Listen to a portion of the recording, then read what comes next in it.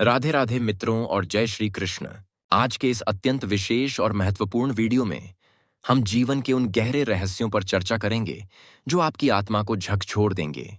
हम जानेंगे कि कैसे भगवान श्री कृष्ण के उपदेश आज के इस कलयुग में हमारे लिए एक प्रकाश स्तंभ की तरह काम करते हैं। आज हम बात करेंगे कि मनुष्य अपने दुखों से कैसे हमेशा के लिए मुक्ति पा सकता है और आनंद प्राप्त कर सकता है।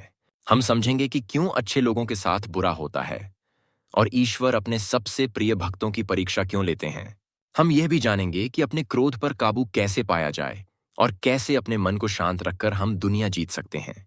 इन सभी अमूल्य बातों को गहराई से समझने के लिए और अपने जीवन को एक नई दिशा देने के लिए अंत तक हमारे साथ बने रहें। वीडियो को शुरू करने से पहले मेरा आपसे एक बहुत ही विनम्र निवेदन है कि कृपया इस वीडियो को लाइक जरूर कर दें। आपके केवल एक लाइक करने से यह ज्ञानवर्धक और सकारात्मक चर्चा और भी हजारों लाखों लोगों तक पहुंच सकेगी। इससे न केवल आपका भला होगा बल्कि उन लोगों का भी भला होगा जो अपने जीवन में निराश और हताश हो चुके हैं। इसलिए पुण्य के भागी बने और वीडियो को लाइक करके अपनी उपस्थिति और अपनी श्रद्धा दर्ज कराएं। आइए अब हम अपने मन को पूरी तरह से एकाग्र करते हैं और ज्ञान की इस पवित्र और पावन गंगा में डुबकी लगाते हैं। मित्रों, यह जीवन एक बहुत बड़ा संघर्ष है और हम सब इस कुरुक्षेत्र के मैदान में अर्जुन की तरह खड़े हैं। हर रोज सुबह होते ही हमारे सामने नई नई चुनौतियां आ खड़ी होती हैं और हम घबरा जाते हैं। कभी धन की कमी हमें सताती है तो कभी रिश्तों में आई कड़वाहट हमारा चैन और सुकून छीन लेती है।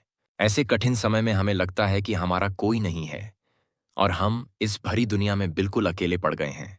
लेकिन आपको यह हमेशा याद रखना होगा कि जिसका इस दुनिया में कोई नहीं होता उसका स्वयं ईश्वर होता है। भगवान कभी भी अपने सच्चे भक्तों का हाथ नहीं छोड़ते, चाहे परिस्थिति कितनी भी विपरीत और कठिन क्यों ना हो। आज सबसे पहले हम विस्तार से बात करेंगे हमारे स्वभाव और दूसरों के व्यवहार के बारे में। अक्सर लोग हमसे यह सवाल पूछते हैं कि जब कोई हमारे साथ बुरा व्यवहार करे तो हम उसके साथ अच्छा क्यों बने रहें। यह एक ऐसा प्रश्न है जो हर किसी के मन में कभी ना कभी जरूर उठता है और हमें परेशान करता है। इस बात को बहुत ही सरलता से समझने के लिए मैं आपको एक बहुत ही प्राचीन और ज्ञानवर्धक कथा सुनाता हूं। एक बार की बात है, एक महान और तपस्वी साधु किसी पवित्र नदी के किनारे स्नान कर रहे थे। वह साधु बहुत ही दयालु और शांत स्वभाव के थे और वे दुनिया के सभी जीवों से अपने बच्चों जैसा प्रेम करते थे। नदी का पानी बहुत ठंडा था और सुबह का समय था। सूरज अभी निकल ही रहा था। अचानक उन साधु की नजर एक छोटे से बिच्छू पर पड़ी जो पानी की तेज धारा में डूब रहा था। वह बिच्छू पानी के तेज बहाव में बहता जा रहा था और अपने प्राण बचाने के लिए बुरी तरह तड़प रहा था। साधु का हृदय करुणा और दया से भर गया और उन्होंने सोचा कि मुझे इस नन्हे जीव को बचाना चाहिए। उन्होंने तुरंत अपनी हथेली पानी में डाली और उस डूबते हुए बिच्छू को अपने हाथ पर उठा लिया। लेकिन जैसे ही साधु ने बिच्छू को उठाया, उस बिच्छू ने अपने स्वभाव के अनुसार साधु की उंगली पर डंक मार दिया। बिच्छू का डंक बहुत जहरीला होता है और उससे बहुत तेज और असहनीय दर्द होता है। दर्द के कारण साधु का हाथ बुरी तरह कांप गया और वह बिच्छू फिर से पानी की धारा में गिर गया। साधु ने देखा कि वह बिच्छू फिर से डूब रहा है तो उन्होंने उसे दोबारा बचाने की कोशिश की। उन्होंने अपना दर्द भूलकर फिर से अपना हाथ पानी में डाला और बिच्छू को बाहर निकालने का प्रयास किया। बिच्छू ने फिर से वही किया और साधु को दूसरी बार उसी जगह पर जोर से डंक मार दिया। साधु का हाथ अब खून से लाल हो गया था और दर्द उनकी बर्दाश्त से बाहर हो रहा था। लेकिन साधु ने हार नहीं मानी और तीसरी बार उस बिच्छू को बचाने के लिए अपना हाथ आगे बढ़ाया। पास ही नदी के घाट पर खड़ा एक दूसरा व्यक्ति यह सब ताश देख रहा था। वह व्यक्ति साधु की इस हरकत पर मन ही मन हंस रहा था और सोच रहा था कि यह साधु पागल हो गया है। उसने साधु के पास जाकर कहा कि महाराज, आप यह क्या मूर्खता कर रहे हैं। यह दुष्ट और जहरीला जीव आपको बार बार काट रहा है और आपको चोट पहुंचा रहा है। आप इसे बचाने के पीछे क्यों पड़े हैं।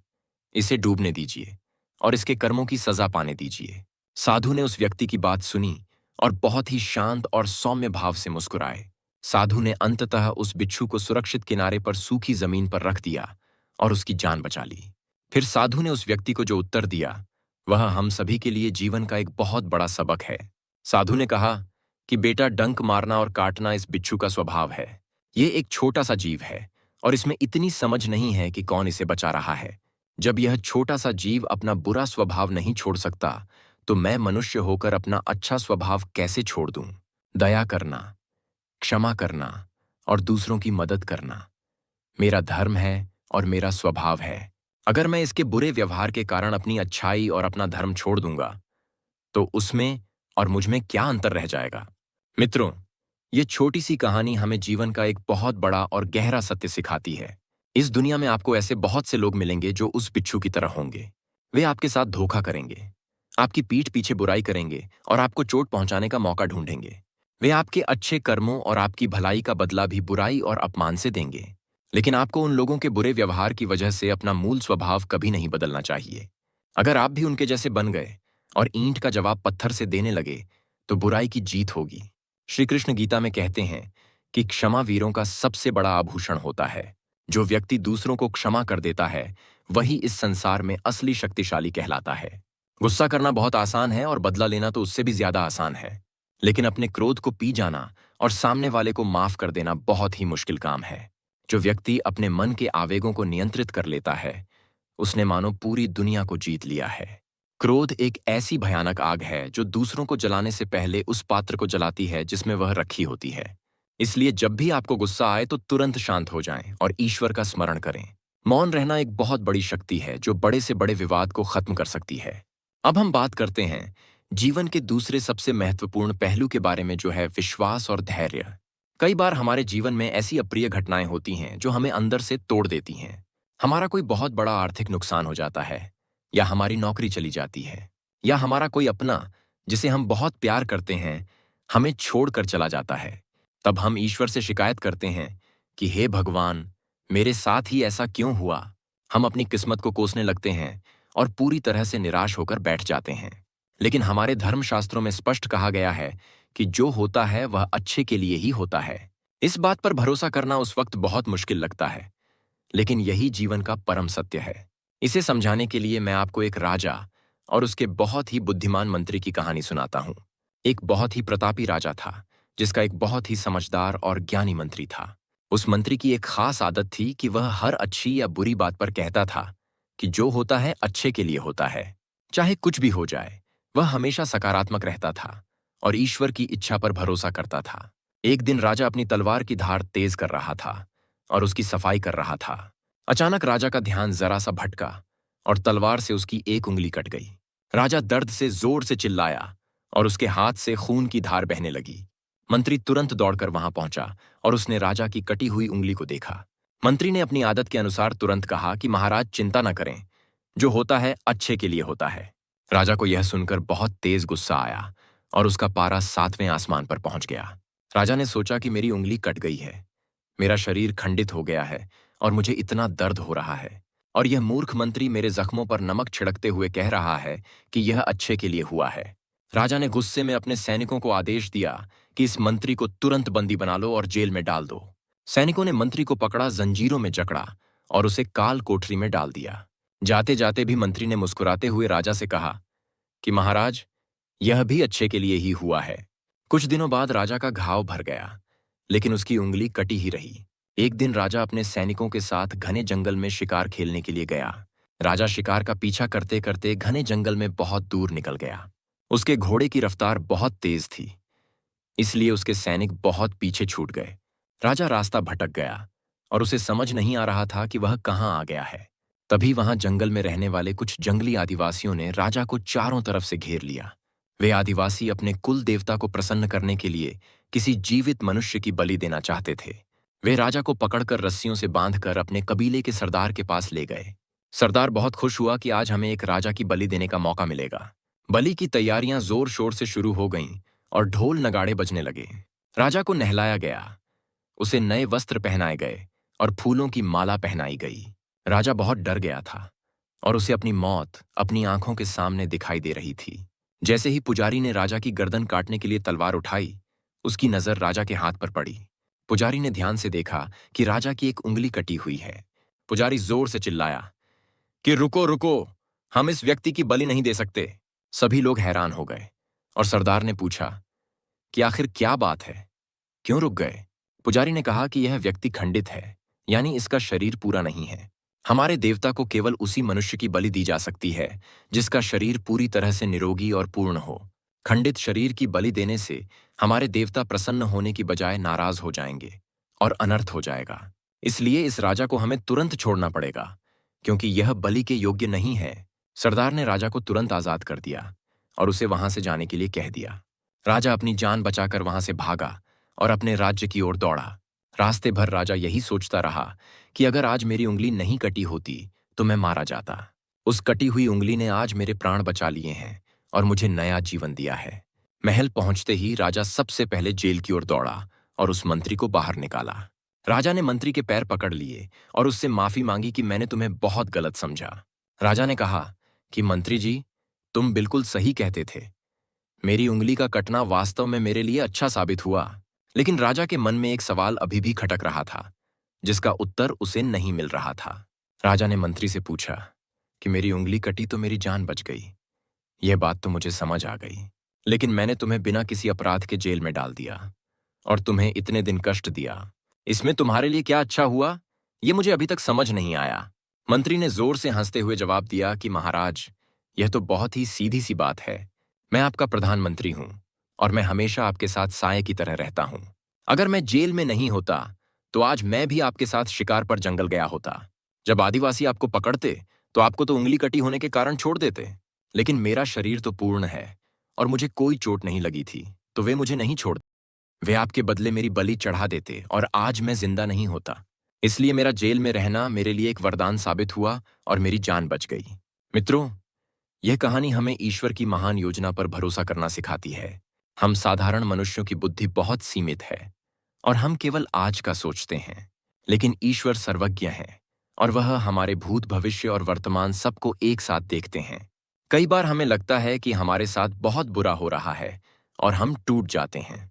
हमारी नौकरी चली जाती है या व्यापार में बहुत बड़ा घाटा हो जाता है या कोई ऐसा रिश्ता टूट जाता है जिसे हम अपनी जान से भी ज्यादा चाहते थे। उस समय हमें बहुत गहरा दुख होता है और हम ईश्वर पर से भरोसा खोने लगते हैं। लेकिन कुछ साल बाद जब हम पीछे मुड़कर देखते हैं तो हमें सारी बात समझ आती है।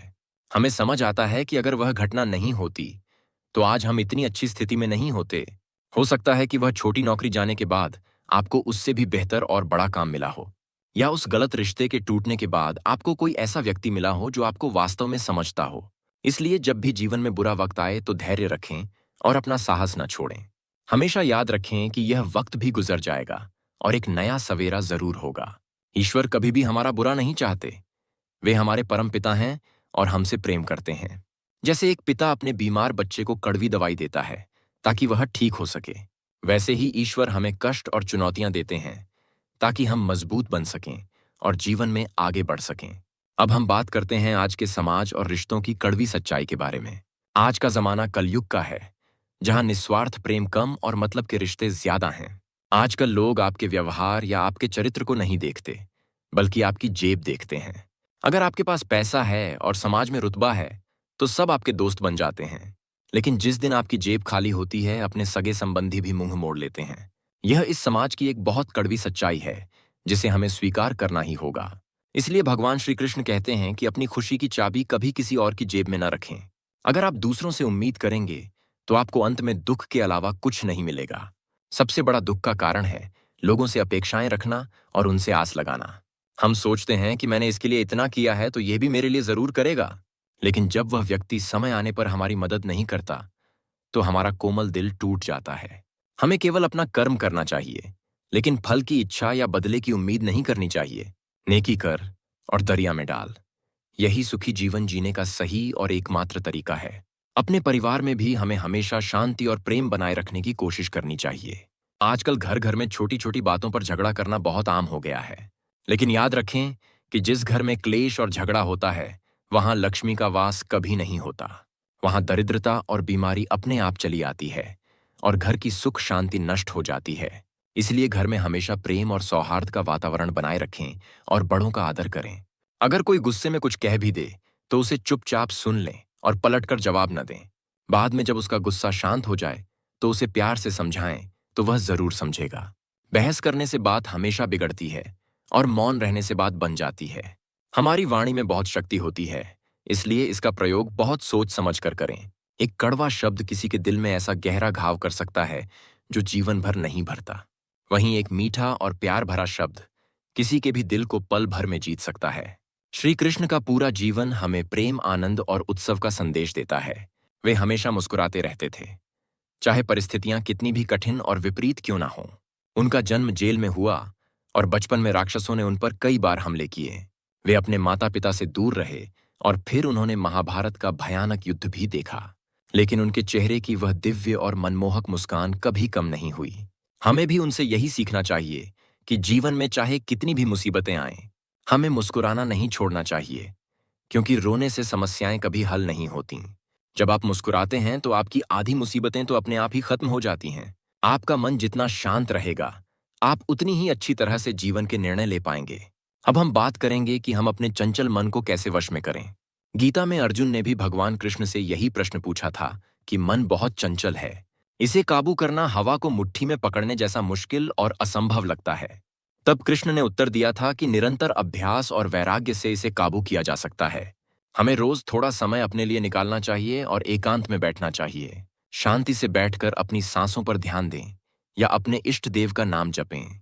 जब हम नाम जप करते हैं तो हमारे मन के व्यर्थ विचार शांत होने लगते हैं।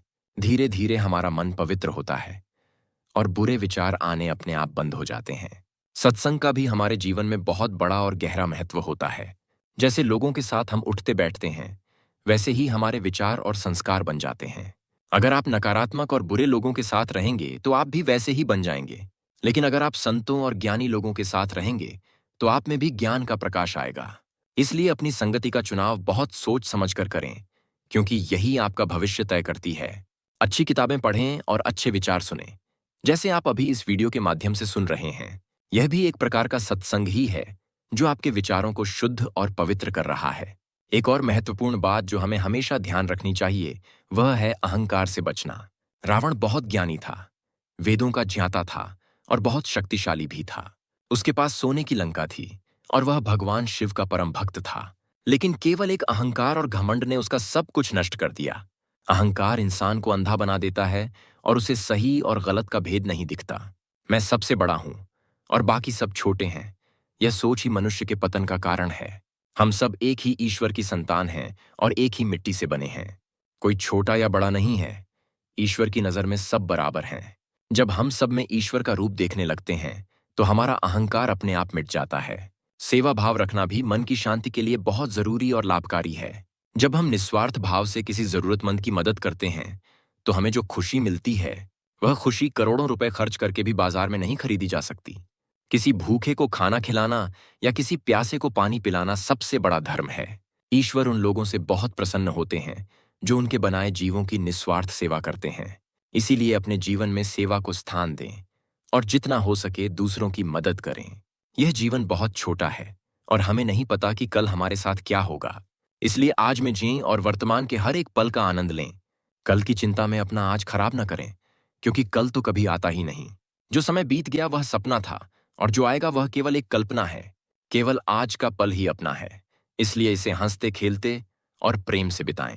अपने माता पिता का हमेशा सम्मान करें, क्योंकि वे धरती पर साक्षात ईश्वर का रूप हैं। जिन्होंने अपने माता पिता की सच्चे मन से सेवा कर ली, उन्हें किसी तीर्थ जाने की जरूरत नहीं। सारे तीर्थ और सारे धाम माता पिता के चरणों में ही होते हैं। आजकल लोग अपने बूढ़े माता पिता को बोझ समझते हैं और उन्हें वृद्धाश्रम छोड़ आते हैं। यह बहुत ही बड़ा पाप है और ऐसे लोगों को जीवन में कभी सुख नहीं मिलता। याद रखें कि जैसा व्यवहार आज आप अपने माता पिता के साथ करेंगे, कल वैसा ही व्यवहार आपके बच्चे आपके साथ करेंगे, क्योंकि यह कर्म का चक्र है। जैसी करनी वैसी भरनी, यह इस दुनिया का अटल नियम है। इसलिए अच्छे कर्म करें ताकि आपका भविष्य और आपका बुढ़ापा सुखमय हो। अपने जीवन को सरल बनाएं और दिखावे की दुनिया से जितना हो सके दूर रहें।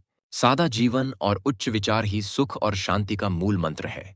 जितनी ज्यादा हमारी जरूरतें और इच्छाएं होंगी, हम उतने ही ज्यादा परेशान रहेंगे। संतोष ही सबसे बड़ा धन है, जिसे कोई भी चोर नहीं चुरा सकता। जिसके पास संतोष है, वह सूखी रोटी खाकर भी राजा की तरह खुश रह सकता है, और जिसके पास संतोष नहीं है, वह महलों में रहकर भी गरीब की तरह दुखी रहता है। इसलिए ईश्वर ने जो दिया है उसमें खुश रहना सीखें और धन्यवाद दें। दूसरों की थाली में झांकना बंद करें और अपनी थाली के भोजन का आनंद लें। तुलना करना हमारे दुख का सबसे बड़ा और मुख्य कारण है। हर फूल की अपनी अलग खुशबू होती है और हर फल का अपना अलग स्वाद होता है। वैसे ही हर इंसान अलग है और उसकी अपनी अलग विशेषताएं और गुण हैं। आप जैसे हैं वैसे ही बहुत सुंदर और अद्भुत हैं और ईश्वर की विशेष कृति हैं। खुद को किसी से कम न समझें और अपने आत्मसम्मान की हमेशा रक्षा करें। अपने आप से प्रेम करें, क्योंकि जब आप खुद से प्रेम करेंगे तभी दुनिया आपसे प्रेम करेगी। मित्रों, आज हमने बहुत सी बातें की हैं और बहुत से गहरे उदाहरण देखे हैं। हमने सीखा कि हमें अपना स्वभाव नहीं छोड़ना चाहिए, चाहे कोई कितना भी बुरा क्यों न करे। हमने जाना कि ईश्वर जो भी करते हैं वह अंततः हमारे भले के लिए ही होता है। हमने समझा कि मन को शांत रखना और अहंकार को त्यागना हमारे लिए कितना जरूरी है। और सबसे बड़ी बात हमने सीखी कि सेवा और प्रेम ही इस जीवन का असली सार है।